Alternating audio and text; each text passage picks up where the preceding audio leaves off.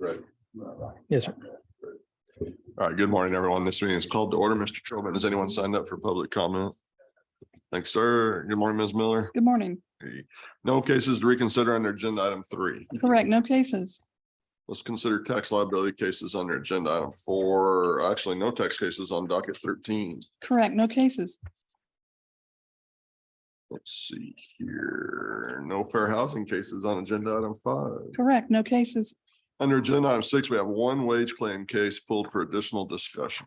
Yes, sir. It's case number 22-054348-0. Commissioner Trevino. This wage claim was filed on May 20th, 2022. Was set up in error and is a duplicate claim of the claimant's earlier wage claim, which was filed on October 13th, 2021. Both wage claims were filed against the same employer for the same period of wages. Wage claims may be amended under Texas Administrative Code, and adding 2 weeks of additional wages to the second wage claim did not make the second wage claim materially different from his original wage claim. Dismiss wage claim 22-054348-0 as a duplicate wage claim. Forward complainants appeal to special hearings to process an appeal of the PWDO dated 11/15/21 in wage claim 21-056577-9.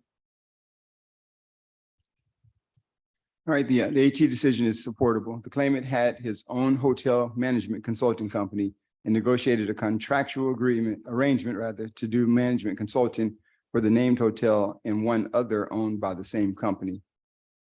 In addition, he performed the same kind of work for an unrelated client in the same industry. He had the named company pay his company, not himself personally. The evidence weighs in favor of independent contractor status for the claimant. So the AT decision dismissing his wage claim on the independent contractor issue should be affirmed. In the alternative, I could also support a decision finding in favor of employment status for the claimant, but dismissing his wage claim for the reason that he filed it more than 180 days after the wages became due. Although he had filed an earlier claim, it covered a different period of time and listed an incorrect starting date. An emailed letter from the claimant's attorney did not qualify as a valid appeal from that earlier dismissal. Accordingly, in the alternative, I could agree to modify the AT decision and dismiss the wage claim for the reason that it was filed outside of the 180-day claim filing period. Modify the AT wage claim dismissed, not filed timely. Wage claim dismissed, not filed I timely. agree with the chairman. Yes, Yes. thank you. Okay, short form dissent. Yes, sir. And that was the only case pulled for additional discussion on docket 13. You should have received the wage claim short form dissent list for docket 13. I move we accept staff recommendations on the remaining wage claim cases on docket 13. And I second the chairman's motion, except for the cases on which I'm dissenting as reflected in the wage claim short form dissent list for docket 13. I concur with Chairman's motion, except for those cases on which I am dissenting as reflected on wage claim short form dissent list for docket 13. Motion passes with the exceptions noted. Thank you. Thank you. Let's move to agenda item 7, consideration of unemployment insurance cases on docket 13. Please proceed when you're ready. Case number 2482532, Commissioner Dimerson. We should reverse the appeal tribunal decision. First, we should deem the employer's appeal to the commission as timely because the employer's appeal period fell within the time frame that TWC was experiencing technical issues related to the pandemic. Concerning the job separation, the claimant's employment was conditioned on him maintaining proper security clearance with the employer's client. The claimant was arrested for DWI, which resulted in the claimant not retaining the requisite clearance and being removed from employment. Since the employer required its employees to maintain the security clearance, the claimant's failure to abide by the employer's rule was mismanagement of his position of employment. As such, we should reverse the AT decision, deem the employer's CA appeal as timely, misconduct, no chargeback, adequate employer response. In the alternative, the commission should rehear this case. Since testimony about the resolution of the DWI charge was not developed, and because the record was inadequate to determine whether the security clearance was required under law for the claimant's continued employment, the commission should conduct a rehearing for further development of these two issues. Rehear. I agree to deem timely the employer's appeal to the AT decision because of technology issues at the beginning of the pandemic. The AT decision is supportable. The final incident was too remote in time to be discharged and to be considered misconduct. The claimant followed the employer's policy and immediately notified the employer of his arrest for an off-duty conduct. There is no evidence of a finding of guilt, and the employer allowed the claimant to continue working for 5 months before discharging him. Deemed timely the employer's CA appeal, affirm the AT, no misconduct, chargeback. Timely commission appeal, reverse the AT, misconduct, no chargeback, adequate employer response. Short form dissent. Yeah. Yes, sir. Case number 2632415, Commissioner Dimerson. We should remand this case back to the appeal tribunal. The hearing officer misapplied the rule and excluded the employer's primary representative from part of the hearing. The primary representative was not allowed to be present for testimony from one of the employer's witnesses, nor was the primary representative allowed to question this witness. By contrast, the claimant's witness were not excluded during any of the testimony. I acknowledge we are unable to undo what has already transpired and to determine the effect that misapplication of the rule had on the testimony of the claimant's witness. However, at a minimum, the employer's primary representative should be allowed to listen to the testimony provided by the employer's witness and should be given the opportunity to question that witness about the claimant's job separation. Thus, this case should be remanded to the appeal tribunal. The decision is correct. The claimant is the only party to provide firsthand testimony regarding the final incident. The claimant has denied follow any known policy. The employer has failed to provide any policy the claimant violated or explain how the claimant specifically violated any policy. The claimant has provided corroborating testimony from disinterested witnesses. Affirm the AT, no misconduct, chargeback. Remand. We will remand the case. Case number 2931676, Commissioner Dimerson. The appeal tribunal decision should be modified. First, to do not contest the good cause issue. As to the job separation, the client that the claimant was working with moved out of town. The claimant stated that the employer told her not to worry and that it would contact the claimant so that she could work. The claimant went on to state that the employer never called her due to the pandemic. The latter indicates that the employer desired to continue the working relationship, but was unable to do so because of the pandemic. As such, the claimant should be qualified for benefits and the employer's account should be protected due to disaster. We should therefore modify the AT decision. The claimant had good cause for a non-appearance, no misconduct, no chargeback, disaster. The AT decision is not supportable. At the first hearing, which was scheduled over a year after filing her appeal, the claimant was told it was only a preliminary hearing. The AT canceled the second hearing. The claimant missed the third hearing, which was scheduled over a year and a half after her initial appeal because she traveled out of the country to visit her severely ill father. She unaware of this hearing until she had to return home. Due to these circumstances, the claimant established good cause for missing the hearing. Regarding the work separation, the claimant informed the employer that her client had gone out of town for medical treatments, and the employer told her that they would contact her about further work.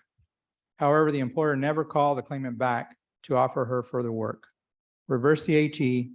Claimant had good cause for missing AT1, no misconduct, chargeback. Reverse the AT, claimant established good cause for AT1, no misconduct, chargeback. Short form dissent. Yes, sir. Thank you.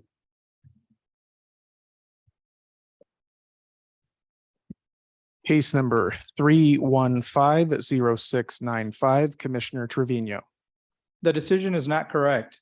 Although I can agree that the claimant did not establish good cause to reopen the case, the evidence available to the appeal tribunal establishes that she separated under qualifying circumstances. The claimant suffered an injury and could not work.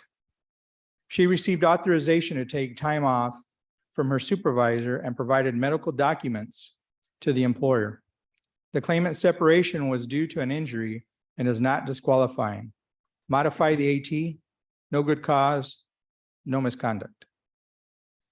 We should affirm the appeal tribunal decision concerning good cause. The claimant failed to attend the AT hearing because she did not thoroughly read the contents of the AT hearing packet and failed to register for the hearing.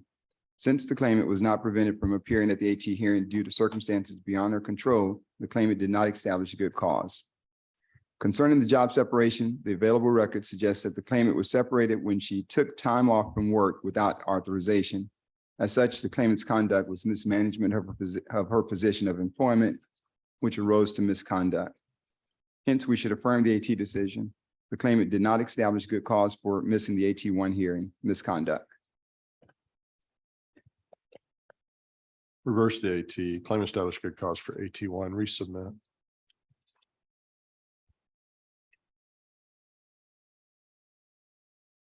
We have majority vote that there was no good cause.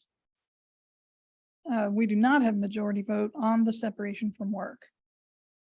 Ma'am, I'll agree with the chair. Okay, good cause and resubmit. Correct. We'll do that. We'll resubmit the case. Case number 3276601, Commissioner Trevino. The AT decision should be reversed. After the claimant worked for the employer for several years, the employer changed the claimant's compensation from hourly pay to 100% commission. The claimant worked under the new pay structure for approximately 4 months to determine whether he could earn a similar wage, but despite the claimant's best efforts, he was never able to consistently earn a living wage under the new pay structure because of slow sales. The employer was aware of the claimant that the claimant was not earning a living wage. The claimant's lack of earning under the new pay structure provided him with good cause connected with the work for quitting. Reverse the AT, no voluntary leaving. The appeal tribunal decision should be affirmed. The claimant quit due to dissatisfaction with his pay. However, the claimant testified that he never talked to the employer about anything. As such, the claimant failed to provide the employer an adequate opportunity to remedy his concerns, and he quit his job without work-connected good cause. We should therefore affirm the AT decision, voluntary leaving. Affirm the AT, voluntary leaving. Short form dissent, ma'am. Yes, sir. Case number 3284785, Commissioner Dimerson. We should reverse the appeal tribunal decision. The claimant was on final warning for her attendance. The claimant was terminated when she exceeded the maximum allowable points for absences at the workplace. Concerning the final incident, the employer advised the claimant about the requirement to find a replacement if she was unavailable to work. The claimant refused to abide by the employer's instructions and was thereafter separated for exceeding the allowable points under the employer's no-fault attendance policy. Since the claimant failed to adhere to the employer's reasonable request to find a replacement while on a final warning, and because the claimant violated the employer's rules on absences at the workplace, the claimant's conduct was mismanagement of her position of employment, which arose to misconduct. As such, we should reverse the AT decision, misconduct, no chargeback, adequate employer response. The AT decision should be modified. It was necessary for the claimant to leave work and travel out of town for a family emergency. The claimant notified the employer of the emergency and requested permission to be off work to deal with the emergency. The claimant's separation was urgent, compelling, and necessary. Modify the AT, no voluntary leaving, no chargeback, urgent, compelling, and necessary. Modify the AT, no misconduct, no chargeback, urgent and compelling. We have majority vote that the claimant should be granted benefits, but the sections of law differ. We need to choose one section of law for the decision.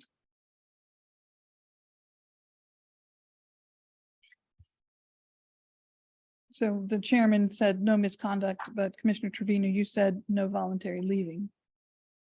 We need to choose one of those two types. I'll agree with the chairman. Thank you. Short form dissent. Yes, sir. Thank you. Case number 3295948, Commissioner Dimerson. We should reverse the appeal tribunal decision. The claimant was discharged after sharing confidential information with a job applicant concerning the results of the job applicant's background check. This violated the employer's policy.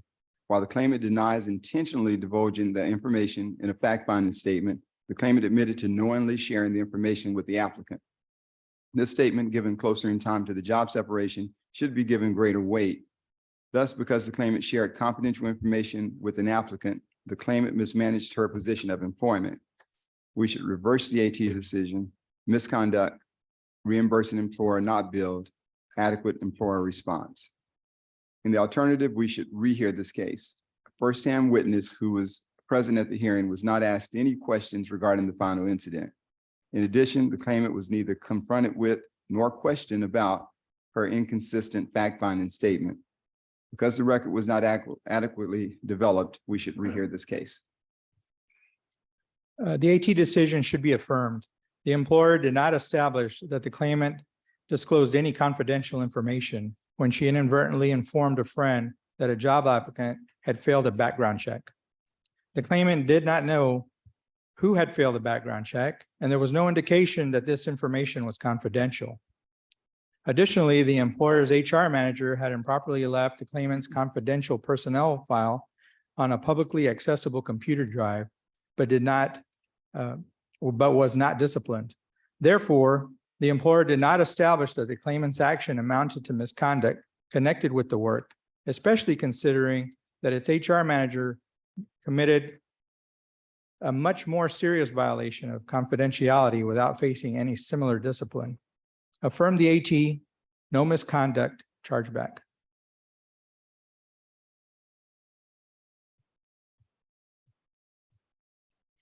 Affirm the AT, no misconduct, bill reimbursing employer, memo to investigate possible unreported earnings.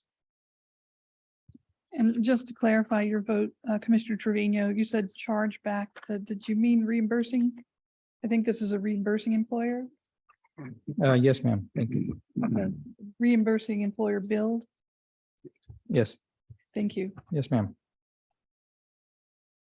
Short form dissent. Yes, sir. Thank you.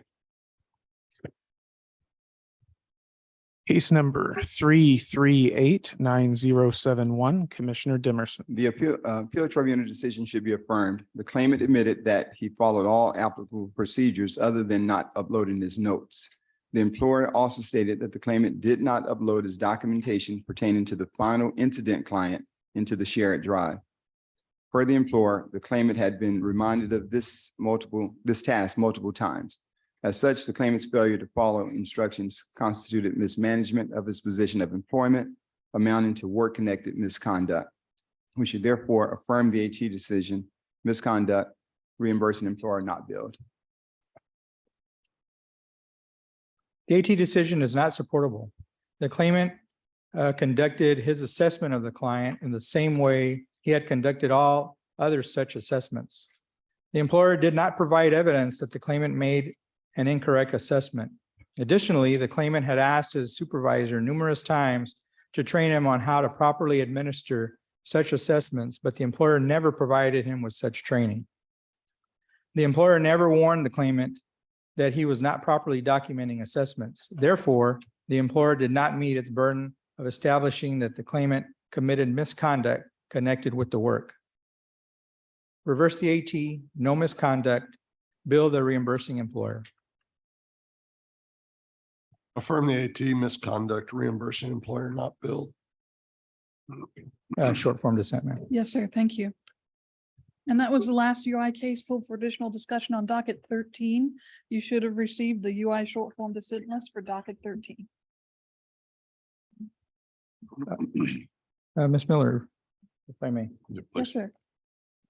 I need to clarify case 2632 415. Okay, the second case.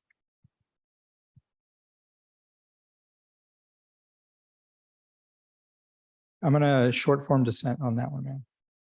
Yes, sir. Yes, that's a remand to the appeal tribunal. Yes. Yes, sir. Okay, thank you so much. Thank you.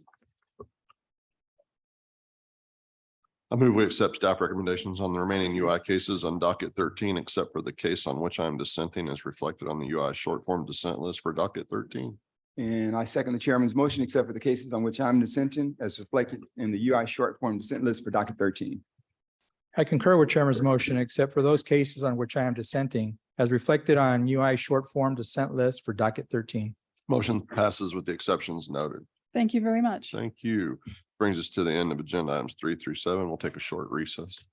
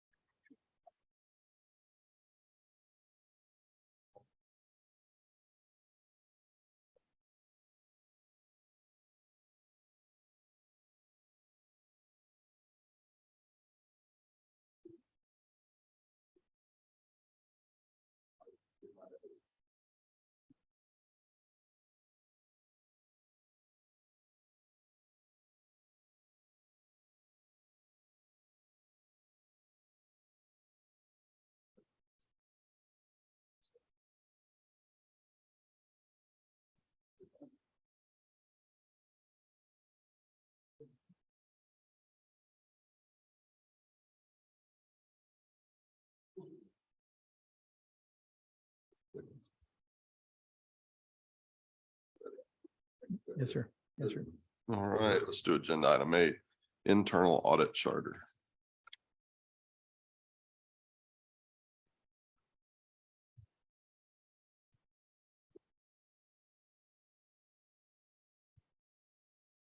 Good morning, Chairman, Commissioners. For the record, Ashley Soggville, Director of Internal Audit. The Internal Audit Charter is a formal document that defines the internal audit activity's purpose, authority, and responsibility. This document should be reviewed and revised periodically to ensure all information is up to date and accurate. Today, I'm here to present the Internal Audit Charter as discussed with your offices for consideration and approval. All right, any comments or questions? None here. None here. Is there a motion? Chairman, I move that we approve the internal audit charter as recommended today by staff. I second the motion. Been moved and seconded. We're unanimous. Thank you. you. This is agenda item 9, post-secondary education services for vocational rehabilitation counselors, customers. Good morning, Chairman Daniel, Commissioner Demerson, Commissioner Trevino, and Mr. Cerna. For the record, Rika Weintraub, Vocational Rehabilitation Division. Post-secondary education services in the vocational rehabilitation program include, but are not limited to, assistance with tuition, fees, books, and supplies. The VR program supports post-secondary education services across the continuum of occupations and credentials, certificates or degrees as appropriate for the VR customer, and to assist the customer in achieving a quality employment outcome. Currently, VR staff calculates the amount that may be paid toward the cost of tuition, fees, books, and supplies based on maximum rates. The issue is that not all public in-state schools are set at or below these rates. Similarly, the maximum rates for books and supplies do not always cover the total cost, and extra steps are required to obtain an exception. Removing maximum rate requirements for public training institutions in Texas and for books and supplies has been cited as a way to address administrative inefficiencies and enhance opportunities for customers. Taking into account the impact to the program, this morning staff seeks direction on amending the current policy for post-secondary education services, including to pay the amount published by the institution for in-state tuition and required fees at public training institutions in Texas after financial aid and any required customer contributions are applied, and to pay the entire amount for required books and course-related supplies if these are not already included in the cost of tuition and fees. Commissioners, before closing, I do want to note that the program has the financial ability to absorb any associated fiscal impact related to these decision points. That concludes my remarks, and I'm happy to answer any questions. Any comments or questions? None here. None here. Is there a motion? I move that we approve amendments to the current policy for post-secondary education services for vocational rehabilitation customers as described in the discussion paper and recommended today by staff. I second the motion. It's been moved and seconded. We're unanimous. Thank you. Agenda item 10, member reappointments to the Purchasing from People with Disabilities Advisory Committee.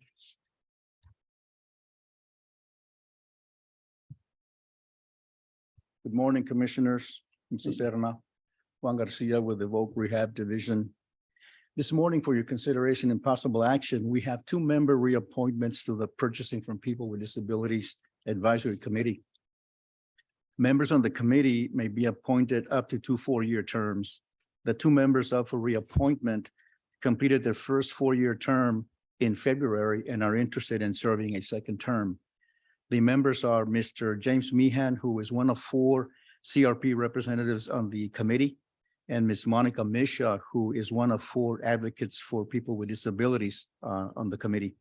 If reappointed, their second term will end in February of 2027.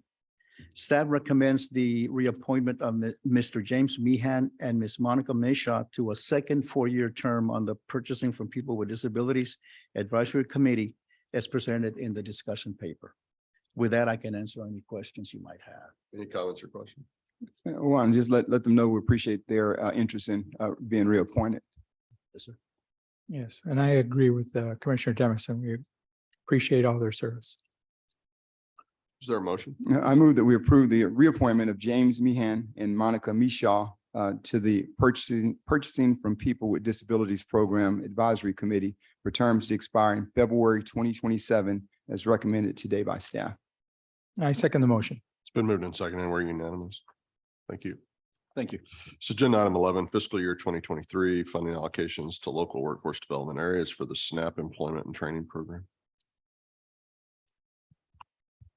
Good morning, Chairman, Commissioners, Mr. Cerner, for the record, Chris Nelson, Chief Financial Officer. This morning, you have before you a FY 23 supplemental allocation for SNAP E&T funds. A few weeks ago, the Food and Nutrition Service notified TWC through HHSC that TWC would not be eligible for SNAP able-bodied adult funding in FY 23. The TWC estimated 3.4 million in ABOD funding would be made available in FY 23. In light of this decision, TWC has identified 600,000 of recaptured SNAP E&T general revenue funds that can be used to match available SNAP E&T 50/50 federal funds to bring in another 600,000 in funds. This morning, TWC is proposing to allocate another 1.2 million to the workforce areas based on the same methodology and factors used for the FY 2023 SNAP allocation. That concludes my remarks, and I'd be happy to answer any questions. Any comments or questions? None here. And then here. Is there a motion? Mr. Chairman, I move to adopt the additional fiscal year 2023 funding allocations to local workforce development areas for the Supplemental Nutritional Assistance Program, Employment and Training Program as recommended today by staff. I second the motion. It's been moved and seconded. We're unanimous. So agenda item 12, program year 2023 and fiscal year 2024 planning estimates. Again, for the record, Chris Nelson, Chief Financial Officer. This morning, you also have before you the FY 24 PY program year 23 planning estimates prepared in accordance with the methodology described in Chapter 800. Where we have updated factor data, it includes the updated factor data. The adult education planning estimate amounts represent the planning estimate allotments recently provided by the Department of Education, which go into effect July 1st, 2023, when the contract year starts. We have not received the WIOA planning estimates at this time. So all remaining programs in the planning estimate amounts reflect the current budgetary amounts available for the FY 24 allocations. As we build the 2024 operating budget this summer, we will bring forward the final allocations for the remaining programs. At this time, these amounts are just informational only, and we plan on placing these on our website for the boards. That concludes my remarks, and I'd be happy to answer any questions. Any comments or questions? None for me. And then here. Thank you. Thank you. So agenda item 13, redistribution of adult education and literacy funds.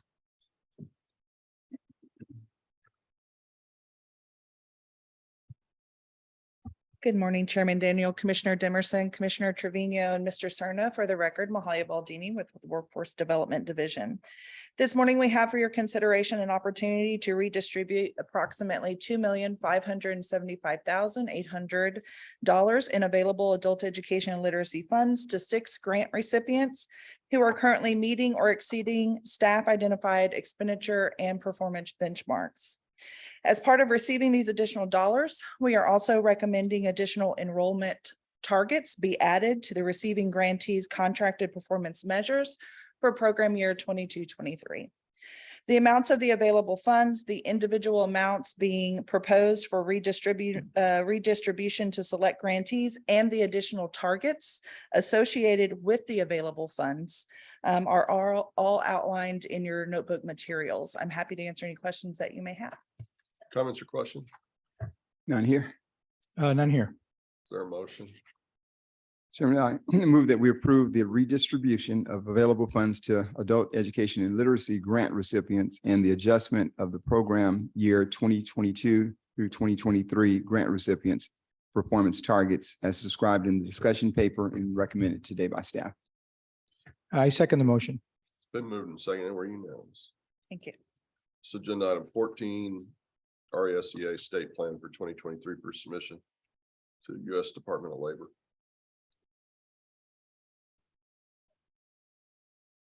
Morning, Chairman, Commissioners, Mr. Sarna. For the record, my name is Dawn Cronin, and for your with the Workforce Division. For your consideration this morning, I have the Reemployment Services and Eligibility Assessment, or RESEA state plan. This plan will also serve as the agency's grant application to fund the RESEA program for federal fiscal year 23, which is our board contract year 24. The updates for the plan include the anticipation of a $20.9 million allocation for the next program year. This is 20% over the current year funding allocation from RESEA. So the funding continues to grow as the program grows.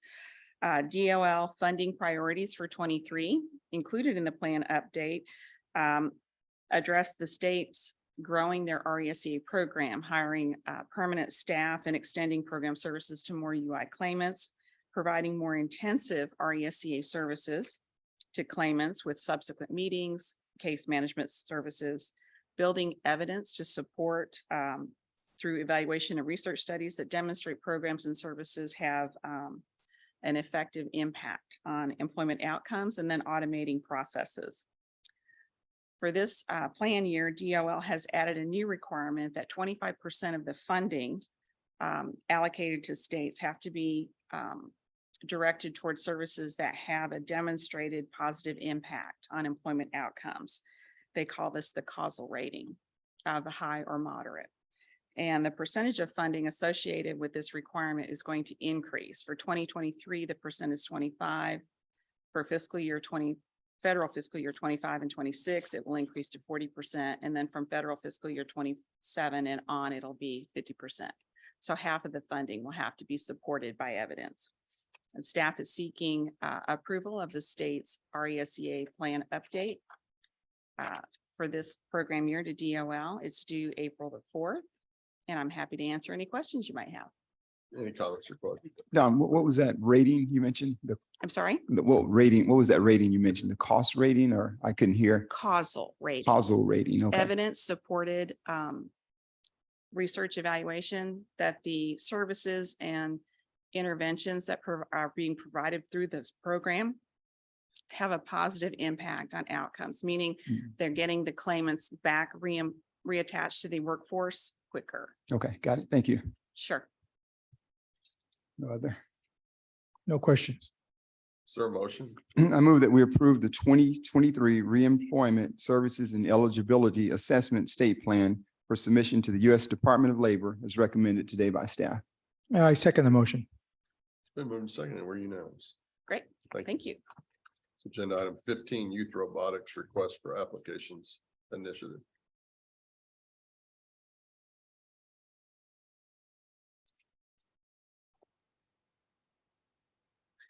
Good morning, Chair Daniel, Commissioners, Mr. Cerna. For the record, Sandra Williams, Workforce Development Division. On July 5th of 2022, $2.1 million was approved for the Youth Robotics Initiative. On December 15th, an RFA was put out for that initiative. It is RFA 320-23-00097. We did have more applicants apply than we had funds for, and the additional funds that we are requesting today so that we can make all 4 of those applicants whole is $235,830, which will bring the total for this initiative to $2,335,830. And I'm happy to answer any questions. Are there any questions or comments? Outstanding initiatives with the youth robotics. Excuse me? Outstanding initiatives with the youth robotics programs. These are pretty neat initiatives. Yes, they are. No questions or comments. I have a couple questions. Okay. So how have the other youth programs performed during the year? Did they overspend, underspend? What are we seeing here? Currently, we have 8 youth initiatives, and we have, we budgeted $4,650,000, and we have currently committed $386,250. Overall, we are expended 91.7%. So close, but not all of them spent everything that they had. Let me request that staff put together a proposal for the commission to consider to combine all the youth programs into one pool of money. Take the programs that we already have. I'm not asking you to delete a program or create a new program. Take the ones we have, put them as one budget item for us to look at so that when we get ready to do our budgets later this year, that we can consider putting those in a program so that that money can move. Let's say youth robotics, needed a little extra money, and let's say another program wasn't as popular this year, that you would have the authority of staff to not have to bring that back here, but you could just move that money among youth programs as you saw fit. So whatever that looks like, however you think that works best. My goal here is to get all the youth programs in one budget item. This is an internal thing. We can do whatever we want here. And that you take the programs that we already have, you might want to enumerate those. And then they're assigned kind of a budget amount now. But what I'm thinking of is if there's $4 million available or whatever it is, that anything that's in that box could use that money and you guys could move that back and forth. And we might set initial allocations. You might want to set initial allocations, but we're never going to be able to control performance. Sometimes they're going to be more popular. Some years they might be less popular until we reach the point where we're spending 100% consistently. I think I would just like to maybe see a proposal that would let us see some flexibility and let you guys be able to move money to kind of deal with kind of what's going on with the marketplace. So if you could do that, bring that back, that'd be really, really helpful. Yes, sir. All right. Any other comments or questions? None here. Is there a motion? I move that we approve increasing the amount of the TANF reserve funds in the fiscal year 2023 operating budget from the $2.1 million to $2,335,830 to fully fund the Youth Robotics Initiative grant recipients as recommended today by staff. I second the motion. Been moved and seconded. We're unanimous. Thank Thank you. you. This is agenda item 18, board nominations.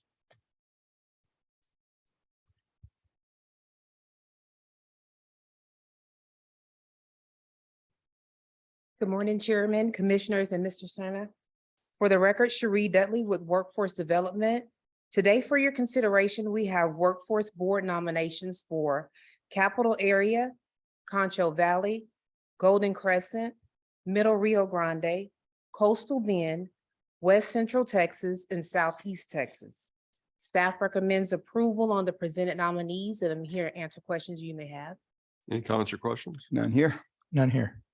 Is there a motion? I move that we approve the local Workforce Development Board member nominees presented today for the following: Workforce Solutions Capital Area, Concho Valley, Golden Crescent, Middle Rio Grande, Coastal Bend, West Central Texas, and Southeast Texas. I think there might be a typo on one of the board noms.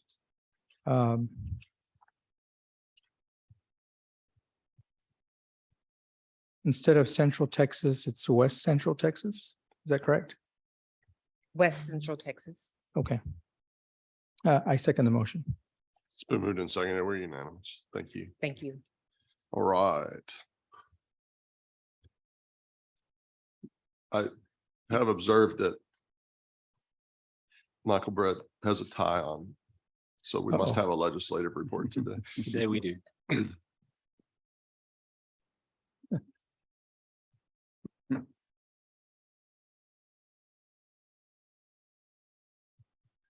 Good morning, Mr. Chairman, Commissioners, and Mr. Cerna. For the record, Michael Brett, Governmental Relations. GR is monitoring several federal hearings this week. This morning at 10 a.m., the U.S. House Appropriations Subcommittee on Labor, Health and Human Services and Education is holding a hearing on the fiscal year 2024 budget request for the Department of Health and Human Services. Also this morning at 10:15 a.m., the U.S. House Education and Workforce Committee is holding a hearing titled Unleashing America's Opportunities for Hiring and Employment. Tomorrow at 10:30 a.m., the U.S. Senate Homeland Security and Government Affairs Committee is holding a hearing to mark up pending legislation before the committee. And at 2 p.m. tomorrow, the U.S. House Ways and Means Subcommittee on Work and Welfare is holding a hearing titled Restoring Work Requirements to Lift Americans Out of Poverty. Finally, on Thursday at 9:30, the U.S. House Ways and Means Subcommittee on Economic Opportunity will be holding a hearing to mark up pending legislation as well. Regarding the Texas legislature, Yesterday, the Senate Committee on Finance held a hearing to adopt work group recommendations for Senate Bill 1, the General Appropriations Act, including those for Article 7, which includes TWC. The committee adopted all TWC exceptional item and capital budget requests with only 2 modifications. TWC's exceptional item request for increased funding for pre-apprenticeship pathways and additional funding for the Skills Development Fund were both adopted at a funding level of 50% of TWC's original request. The House Appropriations Committee adopted their subcommittee recommendations last week for the House version of the budget, and the House adopted all TWC exceptional items and capital budget requests without modification. The House is expected to take up the budget first, and they're expected to consider House Bill 1 on the House floor sometime next week. This concludes my remarks, and I'm happy to answer any questions you have. Any comments or questions? None here. None here. Thank you very much. Thank you. sir. An executive director's report. 2 items today, Commissioners. First, it was pointed out to me, and I thought I would make sure that you all were aware that next week is recognized as Week of the Young Child, started by the National Association for the Education of Young Children 50 years ago. This recognizes the importance of early childhood, families, and the professionals that are providing that work to young children. Since we are engaged in childcare and a lot of other activity, I thought I would at least point that out to the commissioners. And then second, I did want to point out that our own CFO, Chris Nelson, will be seeking to fill a vacant position on the ERS Board of Trustees. I guess we don't have enough work for him to do, that he's volunteering to do other things. I think he'd be very qualified for that, and wanted to at least recognize him for taking on this responsibility that's very important to all state employees, considering that the Board of Trustees oversees the retirement fund as well as healthcare benefits. So we want to support him in that effort, both in getting him on the ballot, and then when the elections come up sometime late spring, early summer, getting him on that board. And that concludes all my remarks. You used the word volunteered in lieu of the word peer pressured. I thought that was a curious choice of words. I did. Or voluntold. You know, I'm gonna voluntold. I'm gonna tell on myself a little bit. I see that thing come every year to vote for the ERS board. I've generally been satisfied with the performance of my various retirement accounts, and I've never actually voted in that election. So I'll be a first-time voter. I'm looking forward to just the different campaign swag and different receptions that Chris will be hosting around the building over the coming weeks as he approaches this campaign.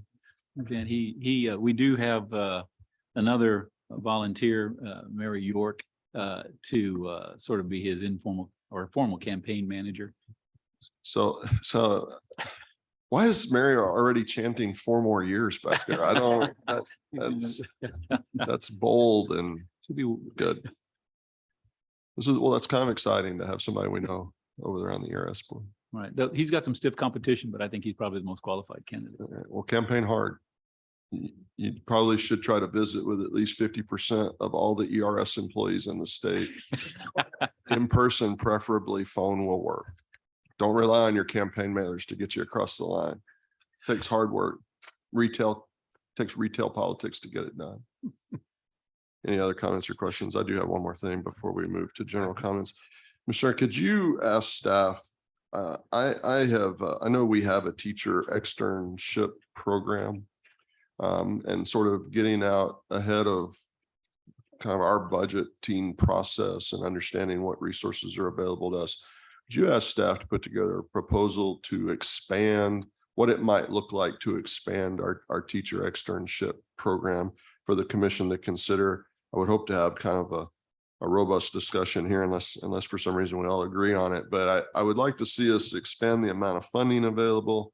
And then for us to consider putting in place a little more structured kind of program components that would specify like the minimum amount of time that a teacher externship should occur, what follow-on should occur relative to both the teacher and the students, and then specifically what future commitments that teacher externship might hold for both the employer who's participating and the teachers who participated. in that program so that it doesn't just end with a week or 2 week or 6 week long externship, that this actually carries some sort of partnership into the future so we can continue to place students. I have observed some very successful teacher externships in the state, particularly with CTE teachers, high school CTE teachers, where I think we are 100% improving the way the state's curricula in more than one CTE program are being delivered. And I have observed firsthand exactly how much that is increasing the employability of students who have participated in that CTE program. And that is really a very tangible kind of clue to TWC as to how our programs can work, how they can work moving forward into the future. And I just want us to, in an organized way, explore what an expansion may or may not look like. We may not decide that we want to do that, but I at least want us to have the option of understanding something that I think observably has been working well for both students and teachers, and particularly employers who are trying to hire those teachers. I mean, we're talking wages for young people coming out of high school that can be, you know, $20, $22, $25 an hour. That's pretty significant in the marketplace. And given our shortage of people with particularly trade skills, that this is something I think we should at least talk about, explore, understand, and then we'll decide the best way to move forward on that. We'll do that. Yes, sir. Any other order of business come before the commission? None here. None here. Is there a motion to adjourn? So moved. I second the motion to adjourn. And I vote aye. We are adjourned.